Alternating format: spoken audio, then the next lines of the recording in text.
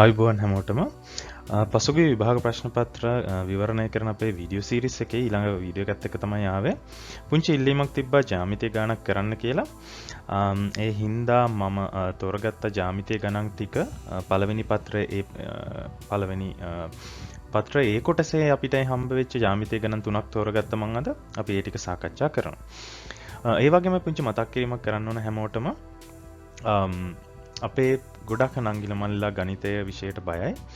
ඉතින් ඒගොල්ලෝ පුරුදු වෙලා ඉන්නවා ගොඩක් ගණිත ගුරුවරු ගාවට ගිහිල්ලා ඉගෙන ගන්න. එහෙම නැත්නම් YouTube එකේ ගණිත වීඩියෝස් ගොඩක් බලනවා වෙන්න පුළුවන්. නමුත් හිතනවා නම් අපි කියන ගුරුවරු ගාන මත හරි අපි බලන වීඩියෝස් ගාන මත හරි ඔයාගේ ගණිත දැනුම හරි ඔයාට එන රිසල්ට් එක පදනම් වෙයි කියලා. ඒක බොහොම වැරදි. ඔයාට රිසල්ට් එක පදනම් වෙන්නේ ඔයා කොච්චර තනියෙන් ගණන් වලට වැඩ කරලා තියෙනවද කියන එක මත. ඉතින් අපි මේ දාන වීඩියෝස් වලින් පුංචි දෙයක් බලලා එතකොට යම් අදහසක් අරගෙන ඔයාගේ හිතන විදිය වෙනස් කරගෙන ඔයා තනියෙන් ගණන් ගොඩක් හැදුවොත් තමයි ඔයා බලාපොරොත්තු වෙන හොඳ රිසල්ට් එකක් ගණන් වලට දාන්න පුළුවන්. ඉතින් ඒ පුංචි මතක් කර ගැනීමත් එක්කම අපි යමු අපේ පළවෙනි ගාන මොකක්ද කියලා බලන්න. හොඳයි අපි බලමු අපේ පළවෙනි ගැටලුව මොකක්ද කියලා. 12 වෙනි ගැටලුව තමයි මම තෝරගත්තේ. මේකේ තියෙනවා අපිට ABC කියලා ත්‍රිකෝණයක් දෙකක් දීලා තියෙනවා. එතකොට ABC ත්‍රිකෝණය සහ PQR ත්‍රිකෝණය අංග සමයි කියලා ඒගොල්ලෝ කියලා තියෙනවා. ඊට පස්සේ අපෙන් අහනවා XYZ කෝණවල අගයන්. මේ ත්‍රිකෝණ දෙක අංග සමයි නම් එහෙනම් කොහොමද XYZ අගයන් එන්නේ කියන එක. ඉතින් හැමදාම වගේම අපි කතා කරමු මේකට අවශ්‍ය දැනුම් මොනවාද කියලා. ඔව්. අපි මතක් කරගන්න ඕන අංග සම ත්‍රිකෝණවල අනුරූප අංග සමාන වේ කියන ලක්ෂණය අපිට මෙතනදී දැනුම් විදිහට අපි කතා කරගන්න ඕන. මොකක්ද මේ අංග සම ත්‍රිකෝණවල අනුරූප අංග සමානයි කියන එක? ඔව්. අනුරූප අංග විදිහට අපිට සලකන්න පුළුවන් මෙතනදී පාද දිගින් සමාන වේ කියන එකන්. ඒ වගේමයි අනුරූප කෝණ විශාලත්වයෙන් සමාන වේ කියන එකත් අපිට අනුරූප අංග සමාන වේ කියන ලක්ෂණයේදී කතා කරන්න පුළුවන්. එතකොට මේ ගැටලුවට අවශ්‍ය වෙනවා අපිට අපෙන් අහන්නේ කෝණ හින්දා අනුරූප කෝණ කොහොමද හඳුනගන්නේ? අපි බලමු ABC ත්‍රිකෝණය සහ PQR ත්‍රිකෝණයේ අනුරූප කෝණ හඳුනාගන්නේ කොහොමද කියලා. ඉතින් ඒකට ඔයාලට කරන්න තියෙන්නේ ඔයාලට පුළුවන් නම් මේ ත්‍රිකෝණ දෙකේ දිගින් සමාන පාද හොයාගන්න. අන්න ඒ පාදවලට සම්මුඛව එහෙම නැත්නම් ඉදිරියෙන් ඉන්න කෝණ වල විශාලත්වයන් සමාන වෙන්න ඕන. ඉතින් අපි යමු අපේ විසඳුමට. පළවෙනියටම මම x හොයාගන්න හදනවා. මට x වලට අංශක 61ක් ලැබෙනවා. අපි බලමු පුංචි ඇනිමේෂන් එකක් වගේ එකකින් කොහොමද මේ x වලට මේ 61 ලැබුණේ කියලා. හොඳයි. අපි බලුවොත් x ඉදිරියෙන් ඉන්න පාදය මම හොයාගත්තා. කවුද? RQ පාදය. මම ඒකේ දකිනවා සලකුණක් තියෙනවා. ඉතින් මෙන්න මේ ඒ සලකුණම මම බලනවා ABC ත්‍රිකෝණයේ තියෙනවද කියලා. ඔව් මම මේ රවුන්ඩ් කරගත්තා වගේ ABC ත්‍රිකෝණයේ ඒ සලකුණම තියෙනවා. එහෙනම් ඒ සලකුණට ඉදිරියෙන් ABC ත්‍රිකෝණයේ ඉන්න කෝණය බැලුවොත් අංශක 61යි. එහෙනම් x වල අගය අංශක 61යි. අනුරූප කෝණ හොයාගෙන අපි අනුරූප කෝණවල අගයන් සමාන වේ කියන දෙයින් අපි දැනගත්තා x වල අගය අංශක 61යි කියලා. ඒ වගේමයි අපි බලමු y වලට කොහොමද අගය ලැබෙන්නේ කියලා. y වලට මට අංශක 60ක් ලැබිලා තිනවා. කොහොමද ඒක ආවේ? අපි බලමු කලින් වගේම. y වලට ඉදිරියෙන් ඉන්න පාදය බැලුවා. y වලට ඉදිරියෙන් ඉන්න PR පාදය. එහෙමනම් PR පාදෙත් සලකුණක් තියෙනවා. ඔව් ඒ සලකුණ මම රවුන්ඩ් කරගත්තා. මේ සලකුණම මම හෙව්වා ABC ත්‍රිකෝණය. එයාවත් රවුන්ඩ් කරගත්තොත් එයාට ඉස්සරහින් ඉන්න කෝණය බැලුවොත් මට පේනවා අංශක 60යි. එහෙමනම් අපි මේ වෙනකොට කෝණ දෙකක් හොයාගෙන ඉවරයි. බලමු අනිත් කෝණය. ඔව්. ඊටාම පැහැදිලි ඉතුරු කෝණයේ අගය අංශක 59යි. ත්‍රිකෝණයකට තියෙන කෝණ 3යි. අපි දැනටමත් කෝණ දෙකක් හොයාගත්තොත් ඔයාට ඉතුරු කෝණයේ අගය වෙන්නේ අංශක 59. එහෙමනම් ඔයා මෙන්න මේ විදියට මේ ගාන ගොඩනගා ගත්තොත් ඔයාට ඇත්තටම ලකුණු දෙකක් ලැබෙනවා. අඩුම තරමෙන් ඔයා මේ අගයන් තුنين අගයන් දෙකක්වත් හොයාගත්තොත් ඔයාට එක ලකුණක් හරි මේ ගානට ලැබෙනවා. මම හිතන්නේ ඔයගලන්ට තේරෙන්නේ නැති අංග සම ත්‍රිකෝණවල අනුරූප අවයව කොහොමද හඳුනාගන්න කියන එක. ඒ ඔස්සේ අපි මේ ගාන කොහොමද ටක් ගාලා හදාගත්තේ කියන එක. එහෙනම් අපි අපමු අපේ ඊළඟ ගානට. මෙන්න අපේ ඊළඟ ගැටලුව. මම තෝරගත්ත 14 වෙනි ගැටලුව මොකක්ද? අපිට තියෙනවා වෘතයක්. ඒක ඇතුලේ ඇඳපු යම් චතුරස්‍රයක් තියෙනවා. අපිට ත්‍රිකෝණයක් පේනවා. මෙන්න මේ විස්තර දීලා තියෙනවා නම් අපෙන් අහනවා මෙන්න මේ x කෝණය අගේ කීයද කියලා. හොඳයි. මේ ගානට අවශ්‍ය දැනුම මොකක්ද වුණ වෙන්නේ? අපි බලමු. ඔබට වෘත චතුරස්‍ර ආශ්‍රිත ප්‍රමේයයන් මතක නම් මෙන්න මේ ගාන පහසුවෙන් හදාගන්න පුළුවන්.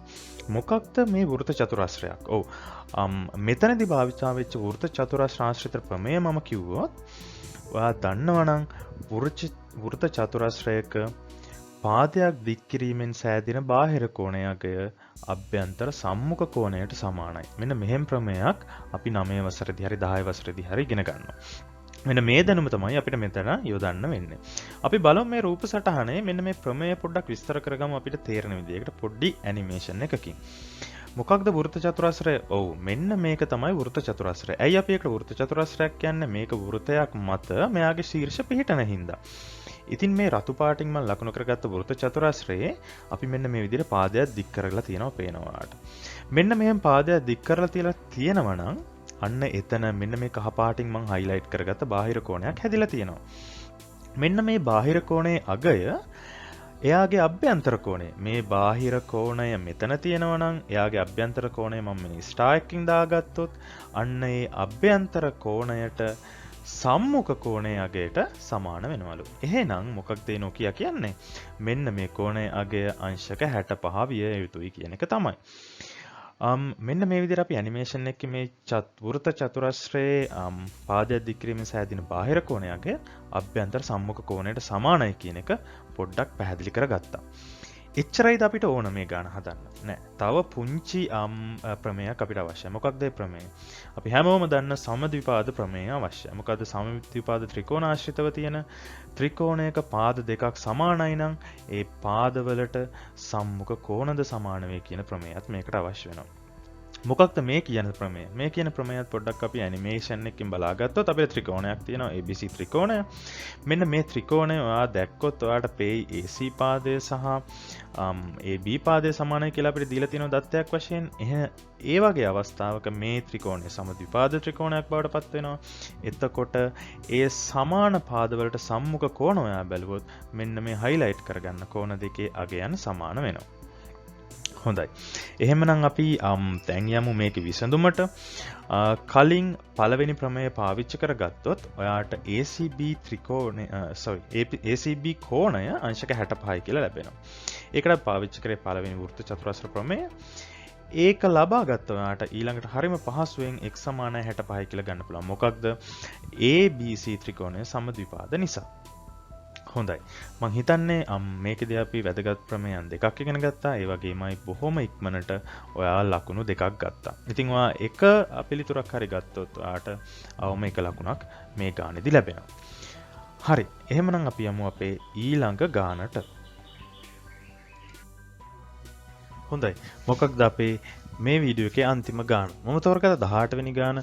මේකෙත් අපිට දීලා තියෙන වෘතයක් ඇතුළේ තියෙන චතුරස්‍රයක්. එහෙම නැත්නම් වෘත චතුරස්‍රයක්. ඒ දීලා තියෙන තොරතුරු ඇසුරෙන් අපෙන් අහනවා මෙන්න මේ CDA කියන කෝණයේ විශාලත්වය මොකක්ද කියලා. හොඳයි. අපි මේකට අවශ්‍ය දැනුම මොකක්ද කියලා මතක් කරගත්තොත් ඊටාම සරලයි. වෘත චතුරස්‍ර ආශ්‍රිත ප්‍රමේය තමයි මේ ගානේදීත් පාවිච්චි වෙන්නේ. මොකක්ද පාවිච්චි වෙන ප්‍රමේය? වෘත චතුරස්‍රයක සම්මුඛ කෝණ පරිපූර්ණකයි කියන එක. මොකක්ද මේ සම්මුඛ කෝණ පරිපූර්ණකයි කියන්නේ? එකිනෙකා ඉදිරිපසින් ඉන්න කෝණවල එකතුව අංශක 180යි කියන එක. අපි පොඩ්ඩක් බලමු මේ ප්‍රමේය විස්තර කරගන්න මේ රූප සටහන ඇසුරෙන්ම. ඔයා බැලුවොත් මෙන්න මේ වෘත්ත චතුරස්‍රයේ ABCD මෙන්න මේකේ අපිට තියෙනවා මෙන්න මේ වගේ සම්මුඛ කෝණ යුගලයක්. මොකක්ද ABC කෝණයට සම්මුඛව තමයි පිහිටන්නේ ADC කෝණය මේ පෙන්වලා තියෙනවා වගේම. ඒ යුගලය සැලකුවොත් අන්න ඒ යුගලයේ එකතුව අංශක 180ක් වෙනවා මෙන්න මේ ප්‍රමේය අනුව. ඒ වගේමයි තවත් යුගලක් අපිට තියෙනවා. ඒ මොකක්ද? BAD කෝණයට සම්මුඛව තමයි BCD කෝණය තියෙන්නේ. මේ කෝණ යුගලයේ එකතුවත් අංශක 180යි.